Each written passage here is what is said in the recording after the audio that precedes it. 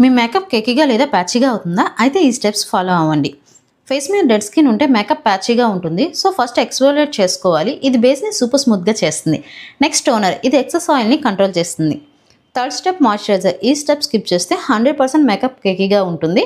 So మీ skin type బట్టి moisturiser apply చేసుకోండి. Next step primer. ప్రైమర్ అంటే బేస్కి ఇన్సిడెన్స్ లాంటిది. మీ స్కిన్ ఆయిలీ అయితే మ్యాటిఫైయింగ్ ప్రైమర్, డ్రై అయితే హైడ్రేటింగ్ ప్రైమర్ అప్లై చేసుకోండి. ఇది పోర్స్ని బ్లర్ చేస్తుంది. Next colour correction. Orange or peach colour corrector use చేసి డార్క్నెస్ అండ్ యాక్ని మార్క్స్ని కవర్ చేసుకోండి. లేదంటే ఫేస్ అనేది యాషీ లేదా గ్రే కలర్లో ఉంటుంది.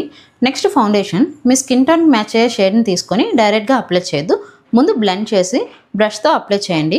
నెక్స్ట్ వెట్ బ్యూటీ బ్లెండర్ తీసుకొని ఒకసారి ఇలా బ్లెండ్ చేయండి. ఇలా చేయడం వల్ల బేస్ అనేది ఒక న్యాచురల్ ఫినిష్ వస్తుంది.